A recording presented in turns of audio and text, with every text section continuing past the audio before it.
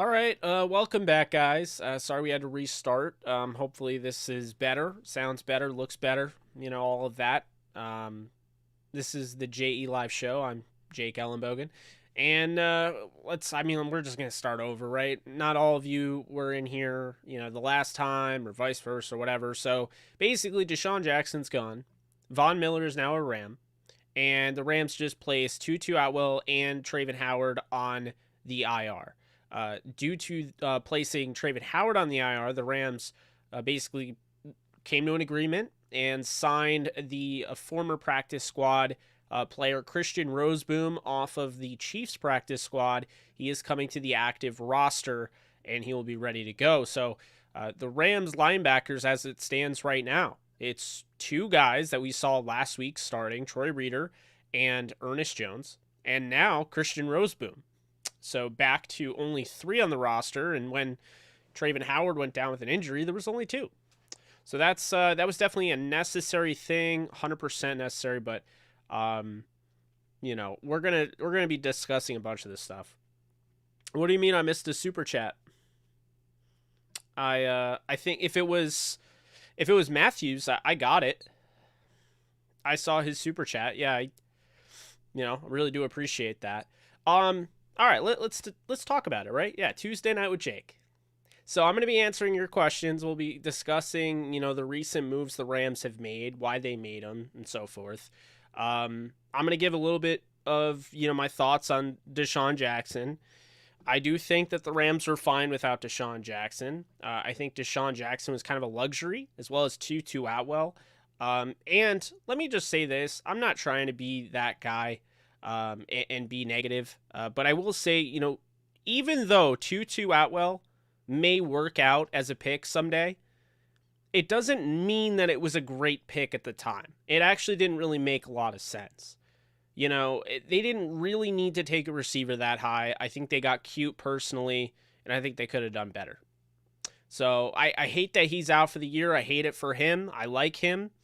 Wishing him a speedy recovery and all the best. But no, I don't think that pick makes a ton of sense. I hated it at the time. I don't get it. So that's the first thing I want to say. So secondly, DeSean Jackson, I hope he finds what he's looking for. I'm not going to sit here and pretend that I know exactly what's going on there, because I don't. But I will say that, I think leaving a 7-1 team, because, you want to meet your incentive bonus, which you are then risking by if you don't get traded. Now, if nobody claims DeSean Jackson, that incentive bonus does not matter anymore. It is null and void, because someone has to claim the contract in order for the incentives to still be in play. So I just really wasn't really a huge fan of the way that ended, but whatever, wish him the best of luck. Hope he doesn't get hurt. All of that. Really want to talk about Ben Skoranek, though. I feel very good about him. I kept hearing over and over again from people, just, texting around, people inside, and I kept hearing over and over again that Ben Skoranek is a guy that they like long-term, and they felt like he was ahead of Tutu Atwell. And honestly, we could see that, 3 catches, 30 yards against the Texans in a game where, that was meaningful football. Those weren't just, it's the end of the game, let's just get Ben Sko in there. No, he actually had an opportunity, and Sean McVay talked about him a lot on the Sean McVay show. This is somebody that is going to have a role with this team. He's going to have an opportunity in this offense, and I'm excited for him, to be honest with you. So, all in all, you have Ben Skoranek as the 4th receiver. Tutu's now out for the year. So where does that leave you, right? You look at a guy like J.J. Koski, who could get elevated from the practice squad. Somebody that is definitely intriguing. I believe Jeremiah Haydell, is on the practice squad. I could be mistaken there. I'm going to look it up right now, because normally I know, but it's escaping me. So I want to make sure I get the right names. But Ben's 6'3", 211 pounds. Actually, I think he bulked up to 220. So that's something to be said there. But no, the receivers... Right now, it's Skoranek behind Cooper Kupp, Van Jefferson, Robert Woods. That's it. They have 4 receivers on the roster. They just added 2 more spots. First, they waive DeSean Jackson. They sign Christian Roseboom, so that replaces that spot. And then they put Tutu Atwell, and they put Trayvon Howard on short-term IR, Tutu Atwell being out for the season. So there's 2 spots left.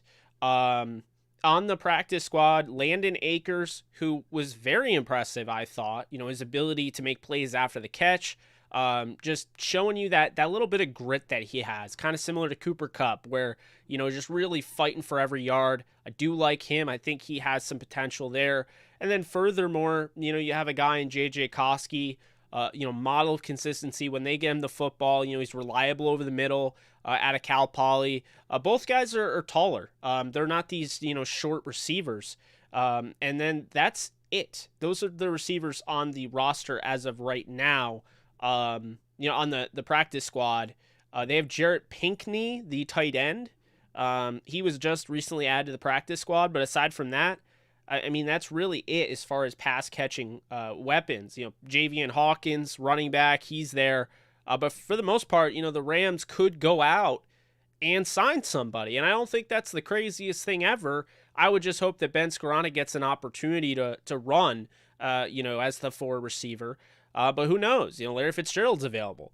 How about that? What if they went out and got Larry Fitzgerald? I think that'd be the easiest team to root for in NFL history. If you go out, you get Larry Fitzgerald, you have Von Miller, and Matthew Stafford. Those are the 3 guys you acquired this year. I mean, these are like fan favorites from all their teams. So, Golden Tate's available. So there's definitely options. Jacob Harris, I'm a big fan. But what I will say is this, okay? I'm just going to say this. He essentially, with Jacob Harris, he's going to be more of a, I guess, what's the word I'm looking for? A long-term project type deal. I like him a lot, and I think he could end up being a superstar type of player. But right now, all we've been told basically is this.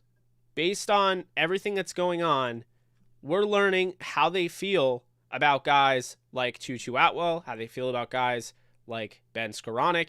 I got news for you. Skoranek's up here. Harris and Atwell are right here. They didn't really get a ton of opportunities. So, Harris is very raw. Exactly, Julio. What's up, Felix? What's up, Ashton? How we all doing? Benny Sco was showing up. What's up, Ayak? How we doing? Could you see Jacob Harris getting some run? I know he's technically a wide receiver, but still. Well, I think he's technically a wide receiver. I think you're right, Rob. I could see him getting a run at receiver. I guess we'll see, but I don't think he's truly a tight end. And if they thought he was, and if he was ahead in his progression or whatever you want to call it, then he'd probably be playing tight end right now instead of them going out and grabbing Kendall Blanton off the practice squad. That does not say great things about Bryson Hopkins, either, by the way. So, that's something to keep in mind. But it's very interesting the way things are somewhat coming together and what have you. So, with that being said, you have 2 more roster spots. Who could you go after? And let's just take a look. I'm just going to bring up Spotrac. I'm going to see who's available, who's a free agent at the wide receiver spot. And we'll go, and maybe you guys can comment below whether or not, a yes or a no based on who's available. So let's just go through this thing here. And, okay. So, Spotrac wants to take forever to load. Harris does need to learn how to block, yes. What's up, Hilltop? My thoughts on Von Miller, we'll get into them in a sec, but I'm in love with the trade. It sounds to me like he has a chance to be extended, so that is a great thing there.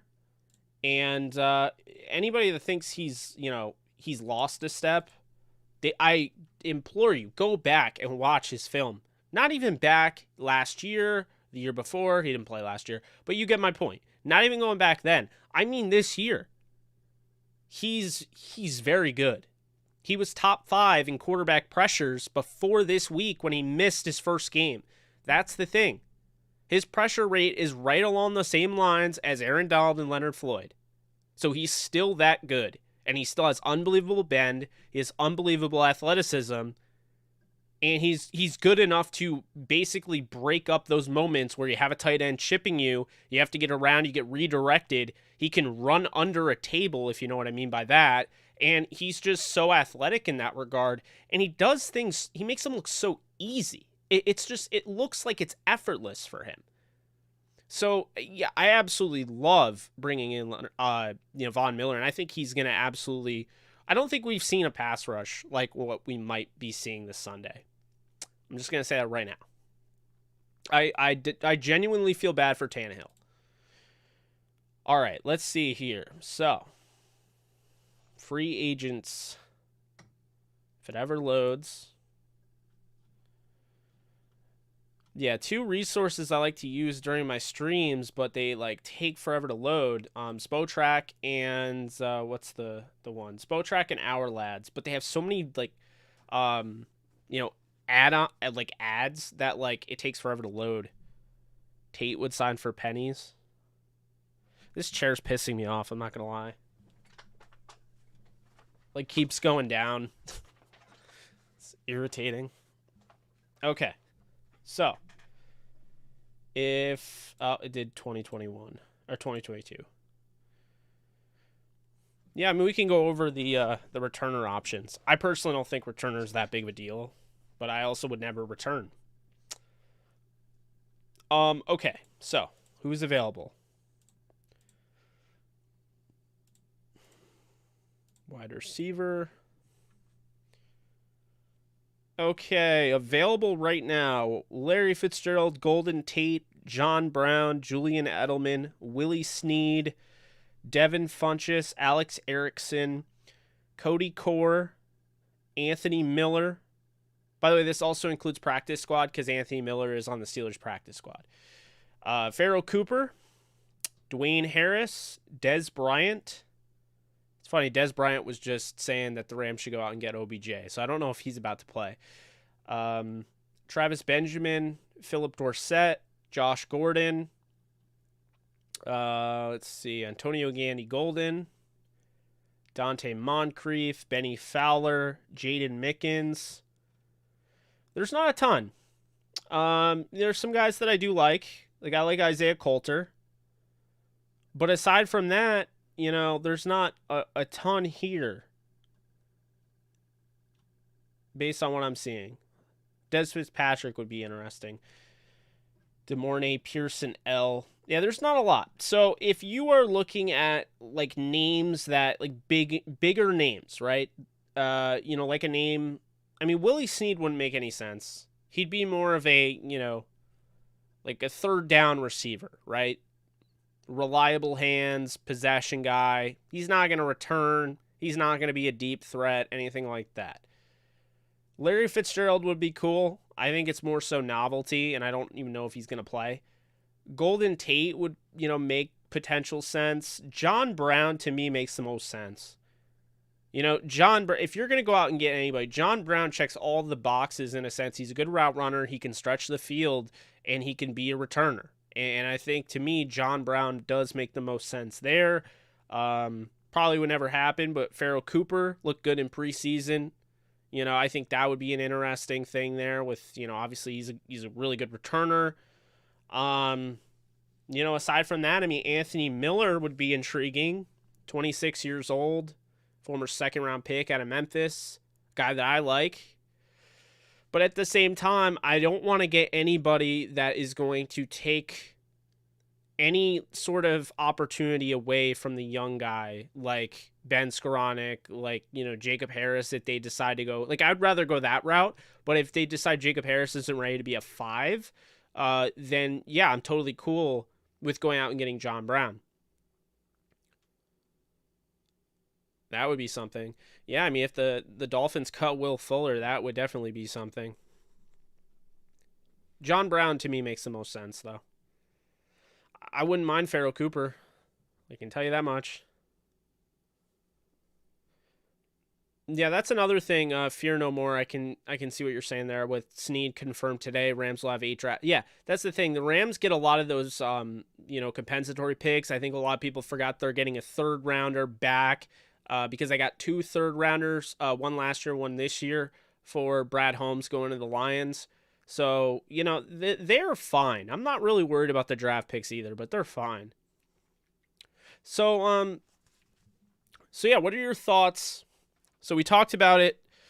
What are your thoughts going into the Titans game? How confident are you? Because, you know, I look at this game and I think, you know, people will call this a trap game. I think the Rams, you know, they're playing a 6-2 football team that leads the AFC. I understand they don't have Derrick Henry. I understand they just added Adrian Peterson, who is a little bit over the hill, but he can still play. You know, Jeremy McNichols has had a solid, you know, quiet season. He's going to have an opportunity to potentially start. They have receivers like A.J. Brown and potentially Julio Jones will be back from injury. They have a good offensive line, headlined by Saffold and Lewan. You know, solid defense. Like, their defense has to improve, but they are better than last year, even if the stats don't prove that, if they don't show that. I've just seen it. You know, they look like a better defense than last year. However, you can throw all over this team. You know, they might be able to stop the run with the guys up front, but you can definitely throw on this team. And I think that's something that can be said. I think the problem is right now the Rams are the #1 offense in DVOA, and I don't even think that they've reached anywhere near what they can be. And I think that's a good thing. You know, we talk about Van Jefferson getting the opportunity extended for him with DeSean Jackson gone.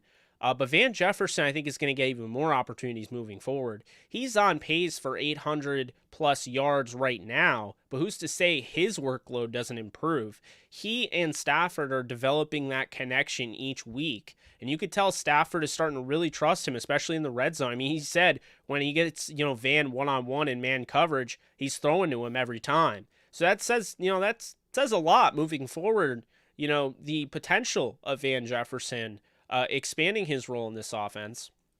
And furthermore, it just opens up things for Cooper Kupp. It opens up things for Robert Woods.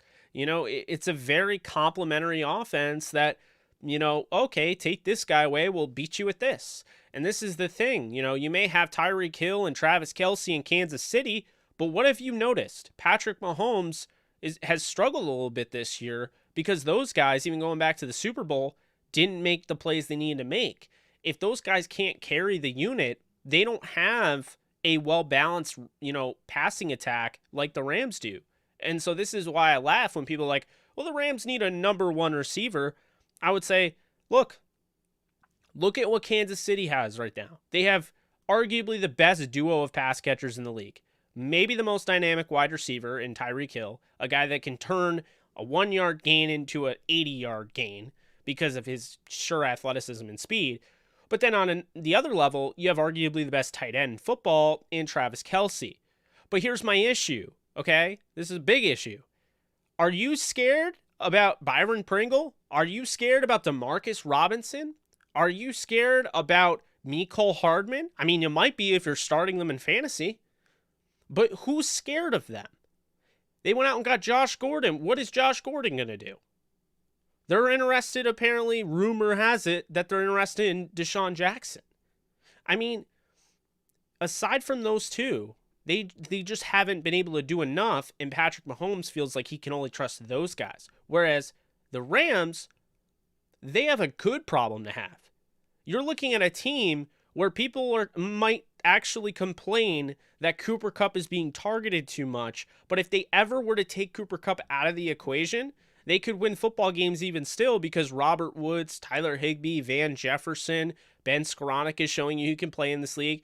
And then on top of it, you have 2 running backs that can make plays. So this is why having a balanced attack, this is why, like, oh yeah, they don't have a wide receiver #1. Well, first off, Cooper Kupp looks like a wide receiver 1. But secondly, they lead the league as far as duos in the league right now. You combine 2 duos of wide receivers, not wide receiver and tight end, but wide receivers, they lead the league in that. And there's a reason for it, because they're well-balanced. They have a well-balanced attack. And that's the thing. Cooper Kupp may have 1,000 yards by the end of the game in week 9 against the Titans. He might go over 1,000 yards. But even still, you're going to get contributions out of Woods, who's arguably right on that tier. and just isn't getting the same opportunities. You're going to have that from Van. You're going to have that from Darrell Henderson and Sony Michel. Tyler Higbee has taken a step back in a sense that he's basically, these guys are getting all the targets. Tyler Higbee's okay being the 5-catch, 48-yard, having that type of game every single week. And guess what? That type of game every single week is necessary because it basically sets up the middle of the field and what he can do. And you get the tight end screens involved, and you start to have the creativity flowing. And that's the thing. So, people will complain, oh, they're throwing to Cooper Kupp too much, or, oh, they don't have a number one receiver. And it goes back to what I was saying, guys, early on in the year. You guys remember when I wrote, I made a video on it. Rams they never needed Julio Jones. That was overkill. And to be honest with you, if the Rams traded Van Jefferson for Julio Jones right now, I wouldn't say they'd be in trouble, but they wouldn't be as good of an offense as they are right now. Julio Jones is not 100%. He has struggled with injuries the whole season, and you would have essentially been trading. This isn't trading picks. This isn't trading the lottery tickets for the prize. So you may be able to win a little bit more at the lottery tickets, but the prize. It's not the Von Miller trade. When people were comparing the opportunity to trade for Julio Jones and trade away Van Jefferson, that wasn't a draft pick. That was you trading away a young, talented, up-and-coming receiver that was about to find his stride either this year or next year for an aging, broken-down receiver. So thank God. And this is another thing. The whole, F them picks, win now. This isn't just stacking max deals like it's the NBA. This isn't like we need a max player right now. We need a max player right now. So he's a big name, so we need to sign him. It's not that. It's not that at all. Because Julio Jones, the Rams identified, made no sense to their cause. None. However, getting Von Miller when you're going up against Kyler Murray and Aaron Rodgers and Dak Prescott, potentially all of them in the playoffs, yeah, it makes sense to go out and get a guy, another pass rusher to chase those guys.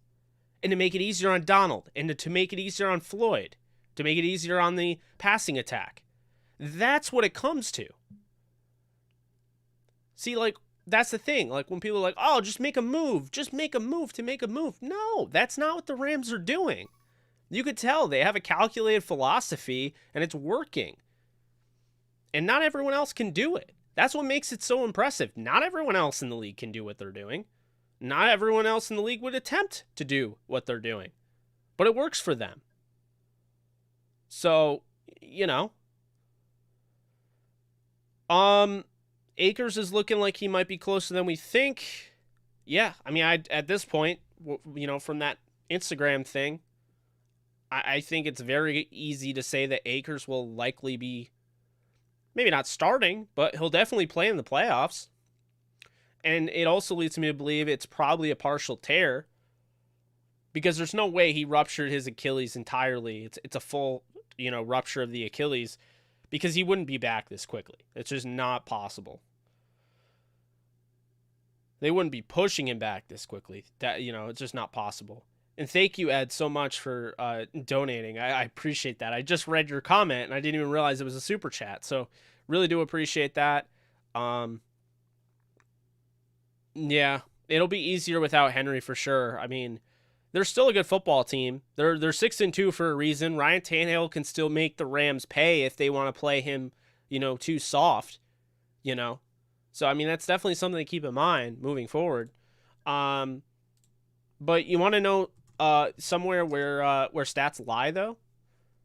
Well, they lie in a sense. They're lying in this circumstance, okay? So here's where stats lie, okay? The stats lie because you're going to see here, or rather I'm going to tell you in just a sec. I'm going to bring it up. So let's see here. Tennessee in their last 3 games, is one of the top teams in the red zone, right? One of the top red zone scoring teams.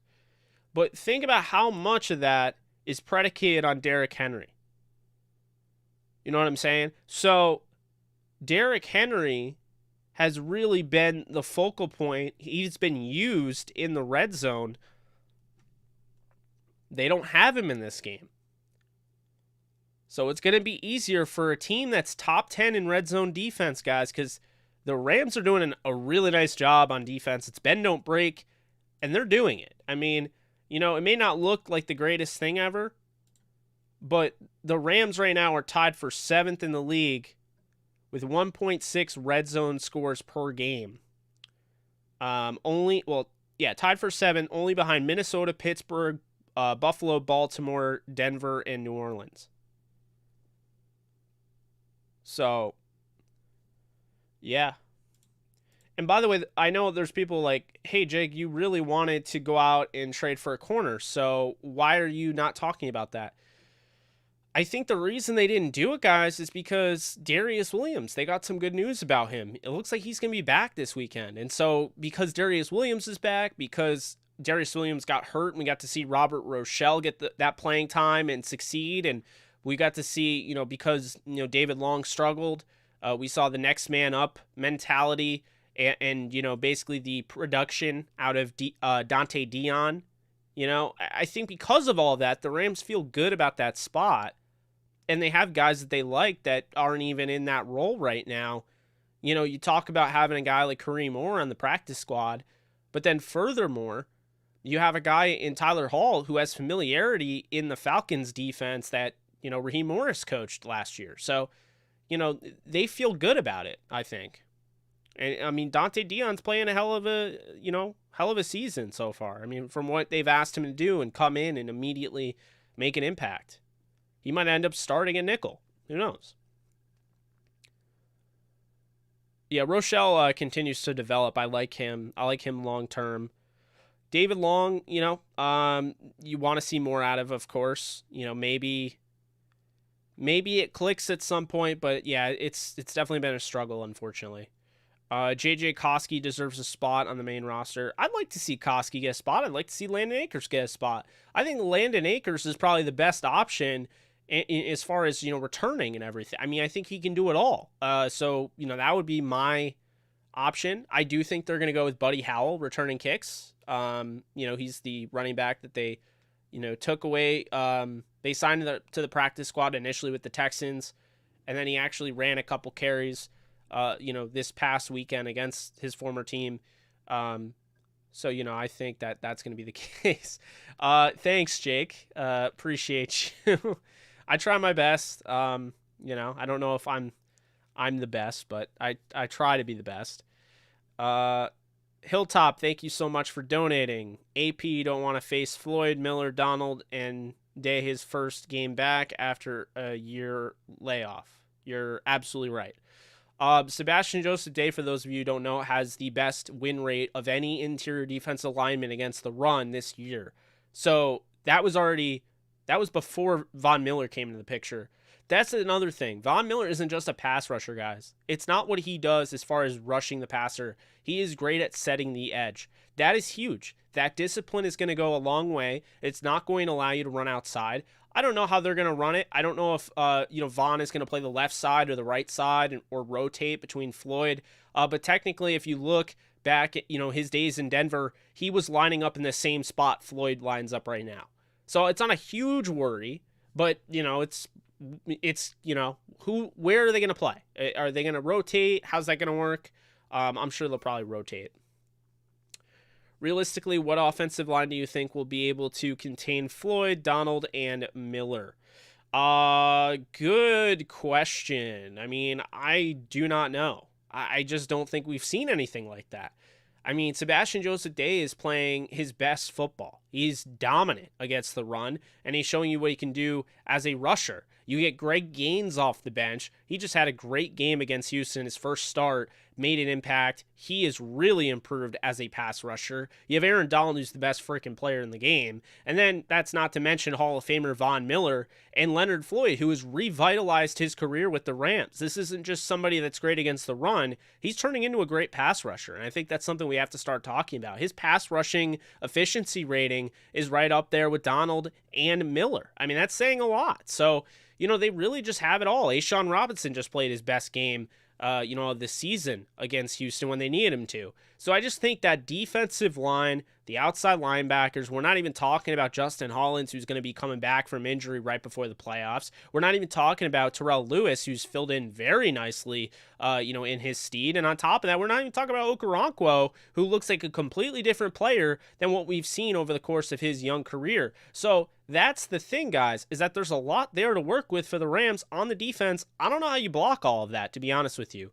I don't know how you do. And on top of that, you can't just, this is the thing, is that the corners aren't going to help you either, because you have Jalen Ramsey, you have Darius Williams, and because you have these guys that can cover for so long, and you have all these guys that can rush the passer, you have all these guys that can stay disciplined and, in their spots where they can either get home as a rusher, or they can stay back, drop into coverage, or they can, defend the run. I mean, the versatility is just, it's jam-packed. And so then you look at linebacker and you're like, okay, maybe that's their weak spot. But, I mean, Troy Reeder, I think, is solid. I think he gets a bad rep. I mean, he had a pretty bad game, against the Lions, probably the worst of his career. But this is still somebody that has played good enough football to still be starting. I don't think the criticism of him is entirely fair all the time. I do understand he's probably the weakest link of the defense, but I think he's still a solid linebacker. And then you look at Ernest Jones, a rookie third-round pick who starts his first game and has a career game. I mean, that's going to be one of his best games of his career looking back, because that's just one of the best games you can have. You talk about getting an interception, a sack, a bunch of tackles for loss, 9 tackles, leading your team in tackles, and on top of that, you get some pass breakups. I mean, find me a better, rookie game for a linebacker. I mean, that's what you want to see.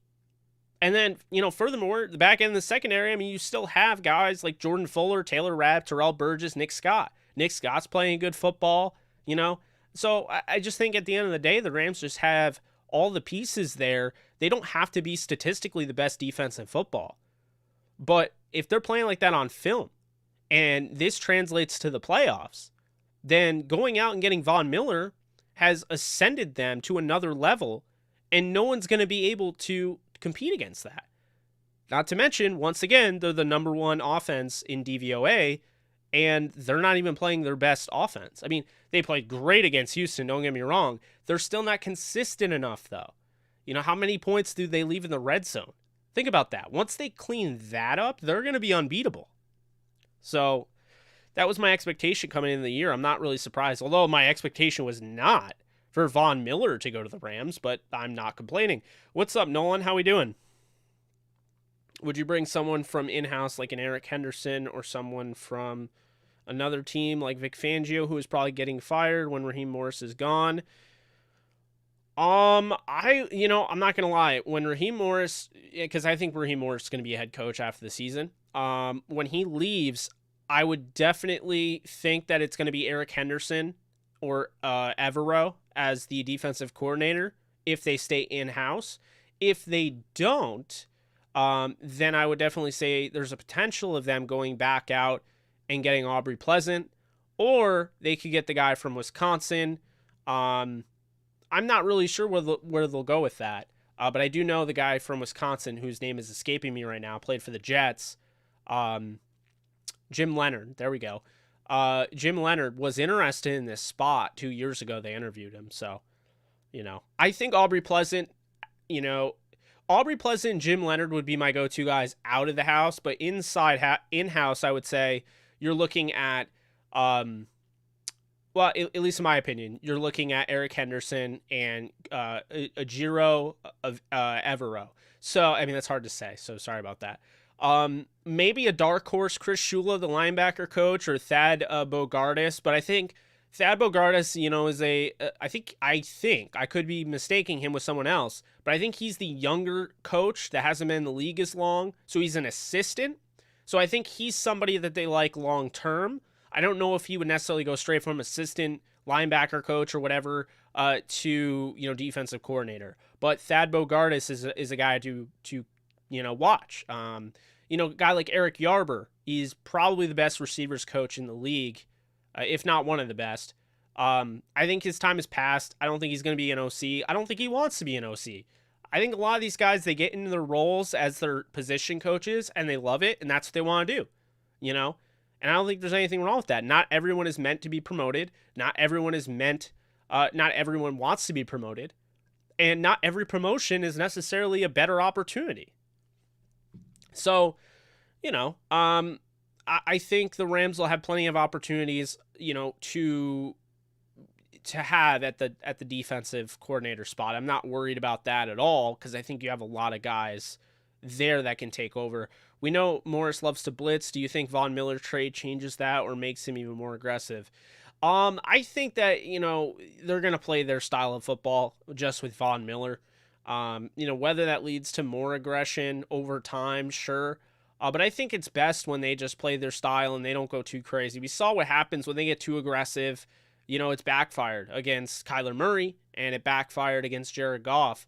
You can't be too aggressive because then you end up like, Greg Williams. And Greg Williams' defense used to give up leads because they would shoot themselves in the foot, because they would basically have two safeties, deep in the back of the secondary, and they would blitz them both with no help over the top, which makes it incredibly difficult for corners to cover for that long. And on top of that, with no safety help and not knowing it, because keep in mind, if you are off, like this is the thing, defense has to be so precise, because if you are basically leaving your post and you two safeties are supposed to drop and rush the passer and you're leaving the top open, what it's going to do is if one guy doesn't communicate to the corner might play it as if he's got leverage, as if he's got help over the top. So he might be trying that trail technique and playing, as he has the leverage, and he's like, oh, I got a guy over the top, no big deal. And then he looks over and he sees nobody there. And we've seen that. I mean, remember Marcus Peters getting burned by Michael Thomas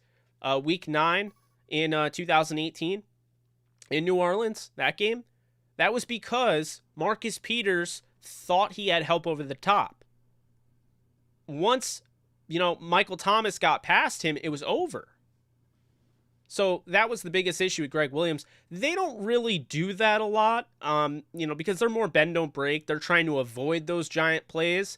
They're trying to, basically keep everything in front of them. I don't think that's going to be the case, but they could get more aggressive. It might present more opportunities. We will see. And this could totally backfire, but I don't see this move backfiring. I don't. Again, it's one of those things, people might think this and be like, well, what if like Von Miller just fell off out of nowhere? It would make for some good story. I don't see that happening. I mean, just look at the way he handles double teams. Look at the way he handles getting, basically, checked at the line of scrimmage by a tight end. Look at how he handles all that. Sorry, chipped. What is checked? No, this isn't hockey. He gets chipped at the line of scrimmage by tight ends. The way he handles all that and then makes it look so easy and effortless, it really makes me wonder what he can do now with the Rams. And since Lesney was talking about long term, again, I'm not putting too much stock in long term. Long term can mean 2 years, 3 years, 4 years, 5 years. But when we're talking about a guy that's 32, it probably means 2 years, which is fine, right? I'll take Von Miller for a 2-year deal, or a 3-year deal. I'll absolutely take that. So if that's the case, I mean, this guy, even at 33, 34, we saw Calais Campbell have a monster season when he was with that Jacksonville team that almost went the distance, and had that supporting cast. It's kind of the same deal with Von Miller, guys, because Von Miller, yeah, he's 32 years old. But remember when Calais Campbell was pretty old, he was getting up there, and he's making all those plays playing alongside, you know, you have Dante Fowler here and your Yannick Ngakoue here, and you have Jalen Ramsey in the back of the secondary. And, oh, by the way, there's Barry Church, the captain. And on top of that, you have AJ Boye, and you have Miles Jack, and you have Telvin Smith. Like, there was so much there for that Jacksonville defense. It made everyone better. So with Von Miller, yeah, he's a little bit older, but he's still incredibly talented, and he hasn't dropped off. So the big thing is, if he stays healthy, which let's also remind everyone how fluky his season-ending injury was in 2020. It happened in training camp. It's not like this guy's an injury-prone, guy that never plays. As long as he stays healthy, man, he's gonna be very good, and I think he has some chance, to really, pump out the sacks, because I think this defense is gonna create opportunities. Look at how many times this year the Rams lead the league in sacks with 25. Okay, look how many times this year they've missed a sack. They should have like 40. I mean, if you really look at it, how many guys have broken sack, and turned it into a positive play? So now you have Von Miller. It's going to make things easier to close up on that and finish those plays. And that's the beauty of it. I did get looks like I got two donations here. Really do appreciate the super chats, guys. Matthew, thank you again. Is Pharaoh Cooper speedy enough to take the top off defenses? I know he can return kicks and punts. He runs a 4.6 40, plays faster on tape. But really, he's not a deep threat, so to speak. You'd be looking at him in more of a gadget role and a return if they went that route. I don't expect him to go that route, though. What's up, Brandon? Thank you so much for donating. Was thinking a player I think could be a good fit would be Marvin Hall. I keep forgetting about Marvin Hall. Yeah, I absolutely agree with you there. Has great speed, run ability, return ability, and could stretch the field, and has familiarity with Matthew Stafford. So this is somebody I mentioned multiple times during the process, when they got Stafford. I definitely hear you there. I 100% think a guy like Marvin Hall would be a good fit. And I've always liked him too.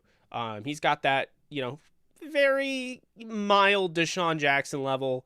Definitely like a diet DeSean Jackson, but, I do agree with you. I think that would be a good fit. Yeah, just noticed we only have 60 likes on here. We have over 200 people watching. If you guys could hit that like button as Scott's putting it, go Von Miller on it, would really appreciate it. Henry Ruggs' career, I can't say for sure if it's over, but he's not in a good spot, and it's really unfortunate because, forget about the fact that I like Bama. I've always been a fan of Henry Ruggs, and he was my number one wide receiver coming out, but just awful decision-making. I mean, I don't know what you're thinking when you're dealing with that much money, you're dealing with that much success, and, football's your life at that point. To go out and make a decision like that, stupid decision, when, you could have just hired anybody to drive you back home, is just unforgivable almost. I would say, when you're dealing with stuff like that, bodily harm with, driving while intoxicated, it really sucks. And, prayers are with the victim's family, because that's just awful. I don't know why I found out about that late, but yeah, I'm just really bummed about that. Scott, you've been a member for 3 months. Really do appreciate your support, man. They cleaned out his locker, took off his nameplate, and removed all merchandise. Yeah, he's gone. Marvin Hall and horns. Yeah, I'd be happy with Marvin Hall. I think John Brown makes the most sense. I like Hall, and yeah. So I think it's pretty much the end of Henry Ruggs' career, but I don't know for sure. I really just don't. Yeah. Yo, Jake, I consider you a knowledgeable Rams insider. Thanks. Good work. So Jackson definite gone. Thanks, Mark. Yeah, Jackson's absolutely gone. He's been waived. They waited after the deadline. So what will end up happening is he'll go through waivers, and we'll find out tomorrow at 4 if anybody has claimed him. If they did, I believe they take on $2.7 million of his contract. The Rams don't, get any of that. If they don't claim him, then the Rams owe him that money, and they do have to pay him. So that's how that works. Jalen Ramsey is at the Lakers game tonight. Does he ever miss a Lakers home game? I don't know. I don't know if he does. Nope. Let's see here. Hilltop, thank you so much. Really do appreciate it. Would you take any of the tight ends left in free agency? No, not really. You know, I think they're good. They have plenty of tight ends at this point. It's a matter of whether or not they want to use them. And really, they don't really use the tight end position a whole lot. They didn't throw a ton to Johnny Munt. They haven't thrown to Bryson Hopkins. They haven't thrown to Jacob Harris. They didn't throw to Kendall Bland, although he was out there and did stretch out wide. And they barely throw to Tyler Higbee as it is. I mean, it's just enough to keep him happy and, keep the defense honest that, hey, we do throw to the tight end. But it's not enough to, be worried about it. So it looks like the Braves, by the way, are up 7-0 on the Asterix, and they can win the World Series. So that would be awesome. Love to see that. Hope they hang on. Hope it doesn't get butchered, because I would absolutely love to see that. What was I gonna do?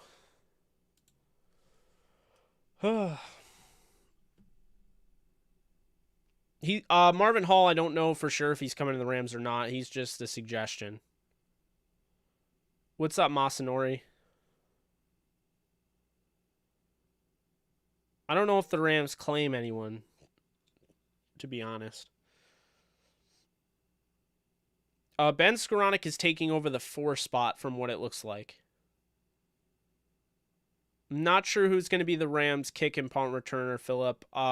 Kind of leaning towards Buddy Howell, and maybe they promote Landon Akers off the practice squad, but really, they've been going with Ben Skoranek. They've been going with Kupp at times. It could be anybody, So I'm not really sure in that regard who they'll choose. Yeah, I'm happy about Roseboom being back. Christian Roseboom signed off the Chiefs practice squad. Signed in the active roster gives them a little bit of an edge at linebacker, or rather, their third linebacker instead. Because they're not really keeping many, but. No, it's good to have him. I wonder if he'll play a little bit this Sunday.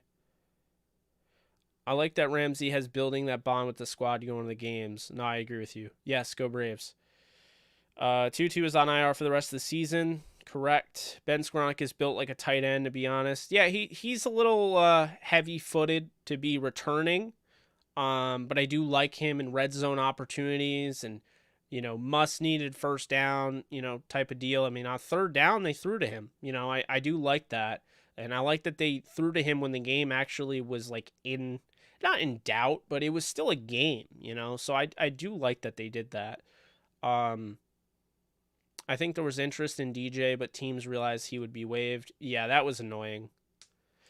I think part of that is his agent leaked that he was looking for he already had requested a trade.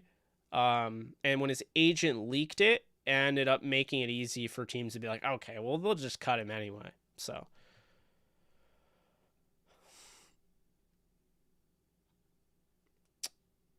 Oh, man.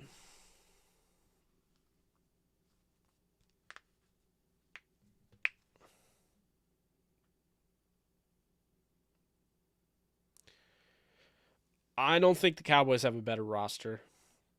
I don't get the Cowboy love. Can we talk about that real quick? Because, the media with the power rankings, I just don't understand. Are the Vikings a good football team? I mean, I'm just confused how many times I've seen, the Cowboys won with a backup quarterback. I'm like, okay, the Rams won with a backup quarterback to go to the playoffs. I mean, what is your point?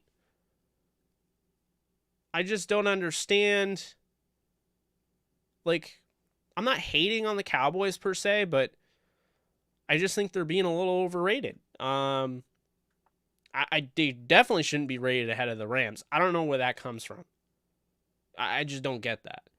I feel like it's ego stroking for the fans, but I mean, the Cowboys are a good football team. They got a good running game. They have Ezekiel Elliott and Tony Pollard. They have a quarterback that's great in Dak Prescott, top 7 in the league, right? They have arguably one of the best wide receiver trios in the league. Gallup's not healthy yet, and they're still playing well. They got 2 stud tight ends, honestly, 1 stud, one guy that's kind of, not that great, but, he's solid. Jarwin and Schultz. You know, Cedric Wilson's a solid, you know, contributor there. The offensive line's good. Defense, they're playing very well this year, but you can still throw on Trayvon Diggs. Like, let's not forget, 7 interceptions doesn't mean that Trayvon Diggs is absolutely dominating in coverage. It means that he has really good ball skills and he's making plays on the football. But I just don't understand like how the Cowboys surpass the Rams at all. And I don't understand how people are still rating the Bucs ahead of the Rams. Because the Rams didn't just beat the Bucs, folks. They dominated the Bucs. That game shouldn't have been close. It was 34-24 because of a late game touchdown in garbage time. Make no mistake, that game could have been a lot uglier. So, you know. TJ, it's not that we're homers. It's just the fact is, it's like the Cowboys, the best team they played against, they lost to. I mean, like, we can go over it right now. I have no issue. Let's go over the Cowboys right now. Because I just don't understand. Like, everyone.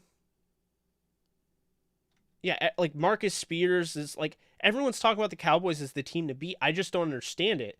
First off, the Vikings are 3-4. So congrats. You beat a 3-4 team on the road with a backup quarterback. Great. Backup quarterback. Awesome. I mean, the Jets just beat the 5-2 Bengals with Mike White. I'm hearing more about the Cowboys than I'm hearing about the Jets beating the Bengals. If we're going by backup quarterbacks winning a game, Cooper Rush coasted in a sense that, I mean, let's be honest here, he managed that game. They won 20-16. He didn't, like, dominate the game. Mike White threw 400 yards and 3 touchdowns against a DVOA top 5 team, a top 5 defense in the league in Cincinnati. So why is no one talking about that? And before you go, oh, it's the Jets have one less win than this Vikings team that everyone is gushing over that the Cowboys beat. But let's look at the Cowboys schedule, shall we? The first game of the season, they lose to the Buccaneers. I'll be honest, they outplayed them. They probably should have won, but they didn't. They lost 31-29.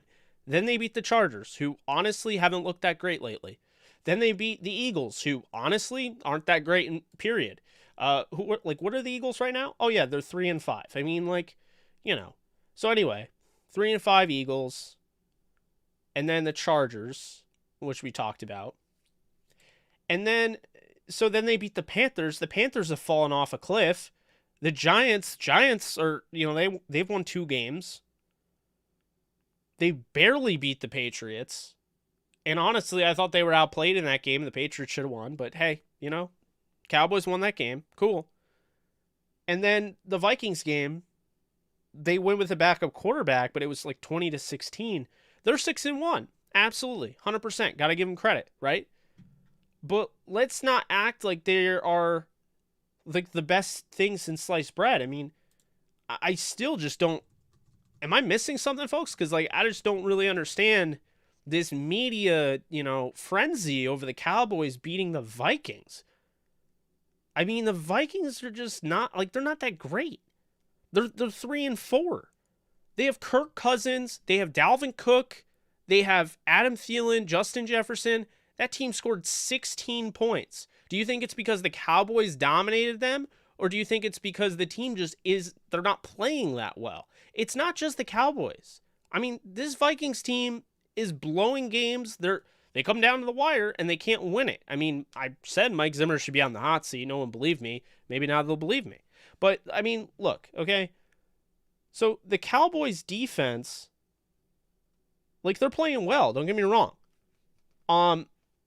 They are the 6th in DVOA.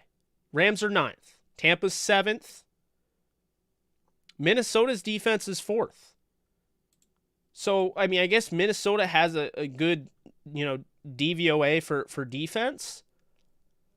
But I just don't understand, like, what are the Cowboys doing that makes them by far the NFC team to beat? According to DVOA ratings right now on Football Outsiders, the top 5 teams, the Bills, the Cardinals, the Buccaneers, the Rams, and the Cowboys. So the Cowboys are in the discussion, but the Cowboys aren't by far. I don't have a problem with you saying the Cowboys might be the best team in the NFC. I disagree with it, but I don't have a problem with you saying that. But why are we using hyperbolic terms like by far the best team in the NFC right now? They went out there and They didn't dominate. They won a 4-point game against the Vikings. Great, because you went out there with Cooper Rush, but let's not act like Cooper Rush wasn't throwing to CeeDee Lamb and Amari Cooper and didn't have a great offensive line and a running game that has Ezekiel Elliott and Tony Pollard.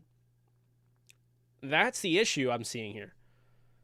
I don't understand that logic. I mean, it just doesn't make any sense to be like, oh yeah, they're by far the best. So yeah, I mean, here's the thing. I think people are sleeping on the Rams. I don't know after Von Miller if they're still doing it. They're weird, but I think it's all the same thing, because with the Rams, like right now, the Rams don't have the highest odds to make the playoffs because they literally aren't winning the division right now. But they're 7-1 with, I mean, let's look at their resume here. So the Rams are 4-0 on the road. They're 7-1 in total. They just picked up Von Miller. They beat the Bears 34-14. They beat the Colts 27-24. They beat the Buccaneers 34-24. They lost to at the time, the best team in football in the Cardinals, the hottest team, 37-20. They beat the Seahawks on the road on a short week, 26-17. They destroyed the Giants 38-11, who, I mean, the NFL's darling Chiefs just barely beat at home. They beat the Lions 28-19. And then, by the way, who almost beat the Ravens. And they just destroyed the Texans. And now they have the Titans this weekend. So they're playing against the AFC's best team. And then they're going to prove themselves because I don't think they have to prove themselves. They're 7-1 and they're playing really good football. And Matthew Stafford leads in like every category. But it's weird to me. I don't know. Like, the Rams right now are averaging 30.6 points per game. They're averaging 21 points given up per game, which is 10th in the league, 5th in the league in points scored. They are 19th in rushing yards. They're 4th in passing yards per game. But I don't understand, like with the Cowboys, for instance, we'll go back to them. I mean, they're comparable, but I just don't know how you would say they're by far. Like, yeah, it doesn't make any sense. It's just a stupid statement. And that's the problem, is that it's, these stupid statements are made, and I think they're made to rile people up, but I mean, make it make sense. And, I just don't feel like it makes a lot of sense. I mean, don't get me wrong. It's impressive anytime you can win on the road in the NFL, any given Sunday, but also let's not act like, yes, they're 3rd in points scored, 32.1. They're 16th in points allowed, 23.1. So by that, the Rams actually have a better defense, scoring defense, which is what matters at the end of the day. The Rams give up a lot of yards, which scares people. That's really what it is. The Rams are not number 1 in their division, even though that they have a tie with the Cardinals, and they lost head-to-head, but they literally are tied with the Cardinals right now. They have 1 loss. This is the thing that deters people. Not number 1 in their division. They look quickly at the standings, and they see the Rams as the 5th seed if the season ended today. That's the first thing. The second thing is they'll look at yards. Rams give up a lot of yards because they play a bend-don't-break style defense. That is literally why, okay? So that's the first thing. 2 things, actually. The third thing is, so they give up a lot of yards. They're 5th. And on top of that, everyone is talking about the fact that now their special teams unit's bad because they've given up 2 onside kicks. I'm not a fan of their special teams unit, but it's like, I mean, are we really going to go there? Do you really think that like the Cowboys are that much better than the Rams? I mean, they're comparable, but I don't understand this. Like, these people are like flabbergasted over how good I don't see it. So Yeah, that's my biggest thing there. And I honestly, I got to tell you, I think people are overrating Buffalo. Buffalo just destroyed, the 1-7 Miami Dolphins. Okay. Buffalo, I wanted to get behind, but they really needed to beat the Titans because guess what we found out, guys? We found out the Chiefs aren't that good. And I had been saying that, but we really found it out against the Bills. They lose the game to the Bills 38-20 at home. The Bills beat the Texans 40-0. The Rams probably would have scored more if they didn't take their foot off the gas pedal. Okay. They beat Washington 43-21. Washington isn't a good football team. They destroyed the Dolphins, who again have one win on the season. And the Steelers. They played a 7th seed or 6th seed team in the AFC, and they lost to the Steelers at home, 23-16. So the best teams they've played, you could argue, the 3 best teams they played, the Chiefs they beat, okay, whatever. Then they lost to the Titans, and then they lost to the Steelers. So how great are the Bills, really? So it's I don't know, it's kind of weird. It's like people are like all over the Bills, all over the Cowboys. I mean, the Cowboys lost to the best team they played, Tampa Bay. The Bills lost to the best team they played. They lost to 2 out of the 3 best teams they played. I mean, really, it's the Rams and the Packers for me. I mean, like, what are the Ravens? They just got destroyed. I mean, they have a lot of injuries, don't get me wrong, but, Tampa Bay just lost to New Orleans. You still have Tampa Bay ahead of the Rams after they lost to New Orleans? Like, what is wrong with you? They lost to Trevor Siemian. Well, Brady is just different in the postseason. I don't care. This is literally a power ranking. How on earth can you call yourself a subjective person? How on earth can you sit here and tell me that you know what you're talking about if you're going to put the Tampa Bay Buccaneers ahead of the Rams in a power ranking? I'm not talking about where they're going to end up at the end of the year. If you think that the Buccaneers getting all their guys back and getting healthy could be better than the Rams at the end of the year, that's not a far-fetched statement. They won the Super Bowl last year. I'll give you that. But if you're sitting here telling me that right now in a power ranking setting, the Buccaneers are better than the Rams or are hotter than the Rams, you are out of your gourd. And you know why? Because the Rams just blew out the team they played, and the Buccaneers just lost to their rival who had to start Trevor Siemian after they injured their quarterback. So that's a ridiculous thing. It's a joke. And on top of that, we didn't even get to the point. The Rams beat the Bucs, and not just beat them, they dominated them head to head. So what? I don't get it, man. It's so dumb. It doesn't make sense. Make it make sense. Hashtag make it make sense. So, like, when people are like, Jake, are you sure the Rams are the best team in the league? I mean, you're kind of biased because you're a Rams fan. Who's better? Who's better? Arizona? Maybe. Maybe they are. The Rams did just get Von Miller, though. And that was clearly just a bad game played by the Rams. Do you think the Cardinals would win a 10-game series or 9-game series or whatever against the Rams? If they played 10 times, how many times did the Rams win? I bet you 7.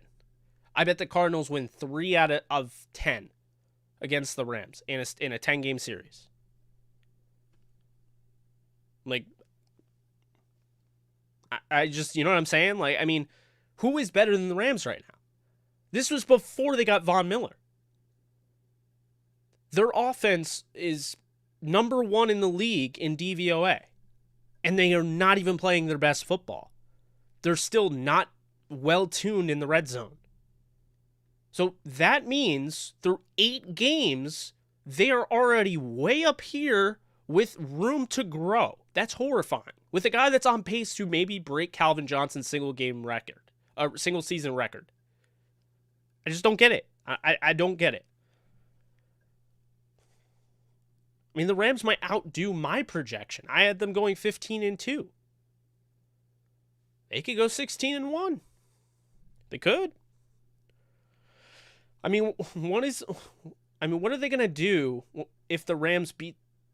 If the Rams win the next 3 games they would have beaten on primetime twice, back-to-back games. They would have beaten the Titans, the 49ers, and then the third game is in Green Bay. So anyone that, if they do all of that, and anyone has the Rams not as their number one team, I just ask why.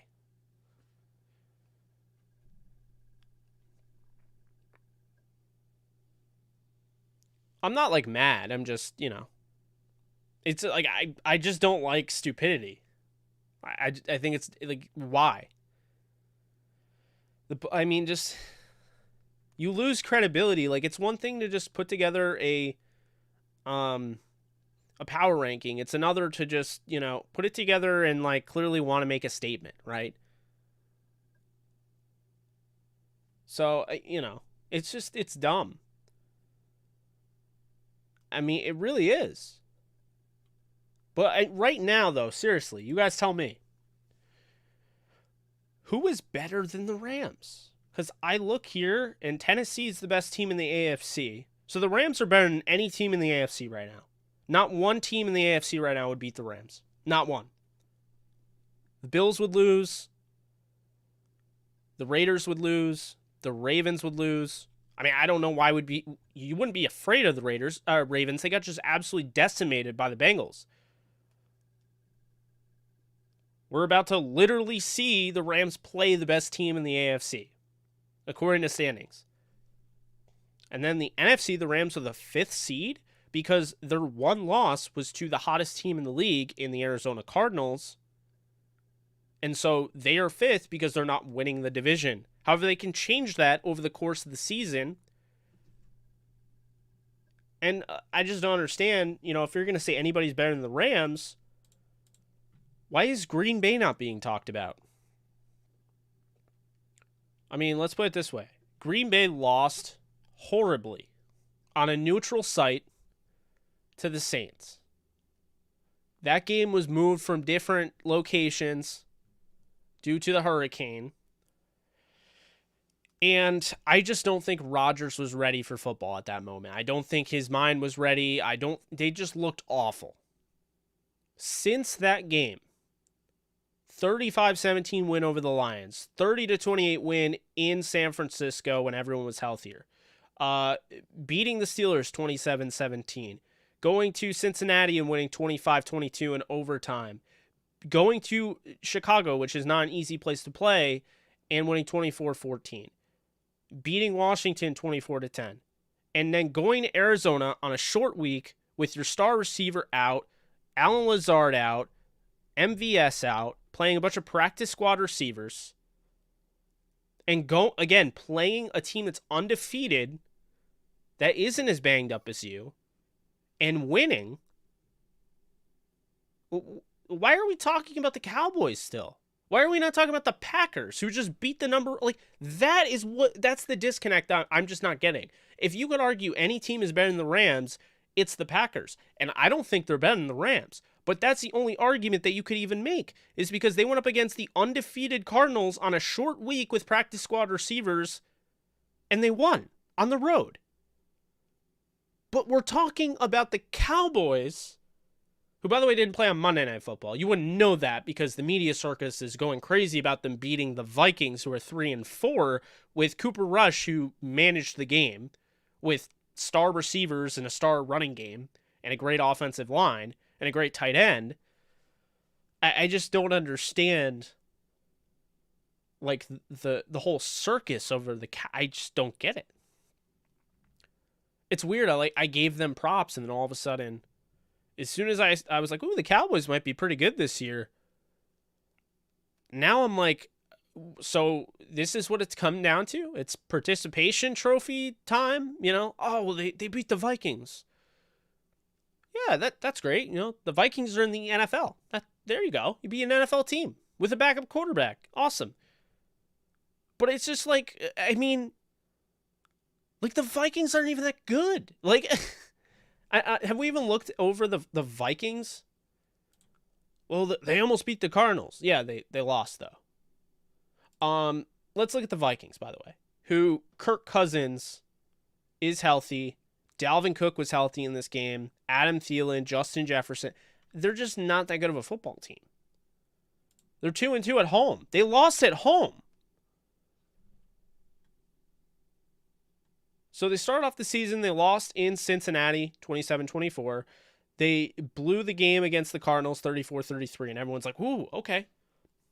All right. 0-2, but impressive 0-2, right? They're getting there. They're close." Then they beat Seattle, who we find out just isn't that good.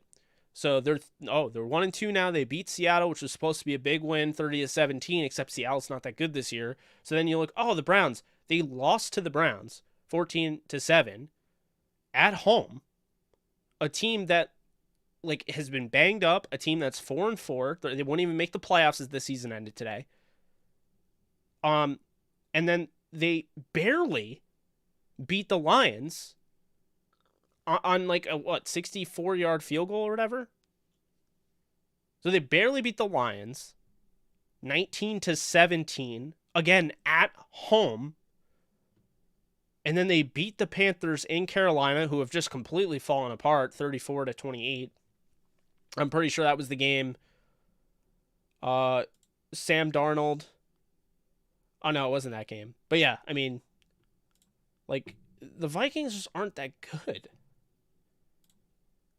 They have some stars where, oh, wow. Can you imagine if everything came together? But they're just honestly not that good. So, I mean, is it the Vikings that's so impressive about this? Is it Cooper Rush? I mean, is it good that Cooper Rush came in as a backup quarterback and won? Yeah, good for him. But, I mean, what he did, 24-40, 325 yards, 2 touchdowns, an interception. He had a 92.2 passer rating. Good, right? But, I mean, you're throwing a CeeDee Lamb and Amari Cooper. I mean, they didn't just dominate the Vikings either. They won 20-16. That came down to the wire. And one of those catches, by the way, I'm watching right now because it just came up. They were up 13-10, and on 2nd and 10 with under 2:50 to go,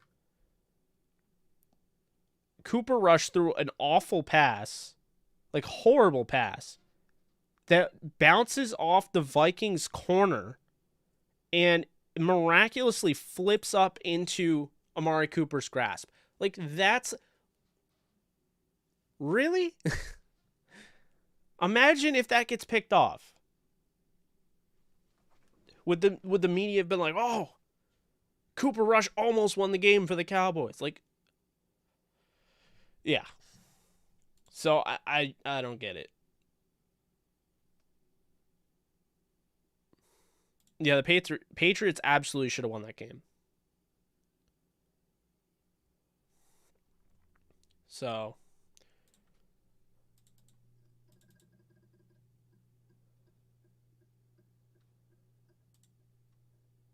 I don't mean to make the whole show about that, but I cannot even. My God. I just think it's funny. I like coming on here and being able to talk about things that are on my mind, and that has been on my mind all day for whatever reason.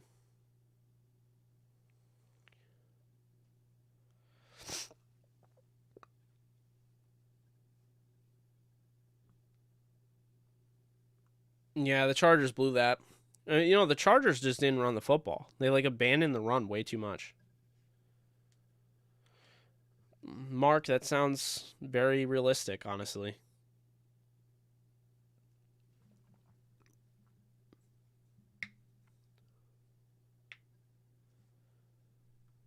Mr. Morris can do. Yeah, I'm curious to see what Vaughn's going to do with this defense too. I mean, I imagine it's going to be great, but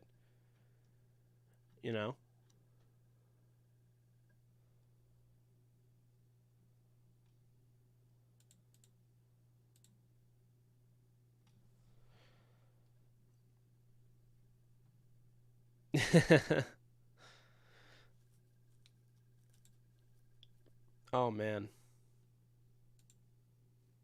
Well, guys, make sure to give this a a thumbs up, a like if you enjoyed this. Like I said, I was going to, try and continue to do these with some consistency, which I appear to be doing all right. So that's cool.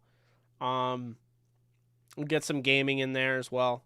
I really do appreciate you guys liking the stream, following, all that. One last thing. I know I ask you guys for a lot. This is a big one, okay? Because I noticed, okay, we're growing with the notification gang.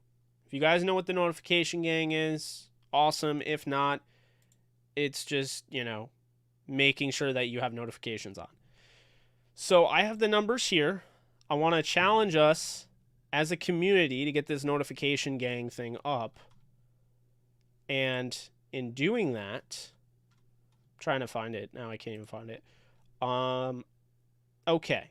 So, where is it? I just saw that. Oh my god, man. Okay, there it is. So, I have a pretty good disparity here. 50.4 watch time from subscribers. 50.4% of the time are subscribers. 49.7% of the time are not subscribers. So that's a good, kind of balance there. But a big thing for me here is the 576. It's a 7.6 subscribers who turned on all notifications for your channel.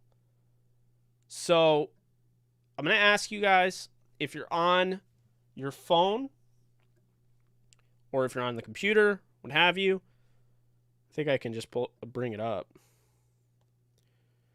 So what you're going to see here is, I don't know why the ad is there. All right. So where is it? Oh, I can't see it because I'm on my phone. Okay, so there's going to be a bell icon below the video. Let me know if you guys see the bell icon. You're going to want to click that, okay? If you click that, you'll get notifications every time I go live.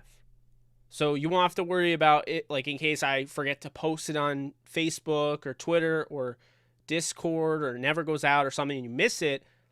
If you hit that bell icon, you are going to get all my notifications. You will be able to see it. We have 7.6%. The YouTube average is 10% to 30%. I think we can really hit it home there if we, get people to hit the bell icon. So if you guys could please do that, hit the thumbs up and the bell icon. It should be right next to my name on YouTube. Would really appreciate that. You'll have access to all notifications on the channel anytime I post anything new, which you might want to do because when I post breaking news, like with the Von Miller thing, you'll have access to it right then and there. So be sure to do that, okay? It would help the channel a ton. It always helps a ton when you guys are liking and thumbs upping the videos, so really do appreciate that. Also helps that you guys watch. We had almost 3,000 views in this one live stream that has been going on for a little over an hour. So I'm going to keep the live shows going. Please be sure to hit that the bell icon. Can't stress that enough. Also, my friend Rob Graphics on Twitter. He's coming out with some LFG Rams shirts. You can go check those out on Twitter there. He's Rob Graphics. But yeah, I'm pretty excited about where we're going as a community, as a channel. We're getting closer to, I want to say, yeah, we're getting close to 8,000 guys. We're at the 7,600 point, so we just keep moving up the subscriber realm. Would love to get to double digits as soon as possible. Would love to just keep growing. So really do appreciate you guys that make it possible. But again, hit the bell icon, hit the thumbs up, and I will see you guys soon. You guys take care.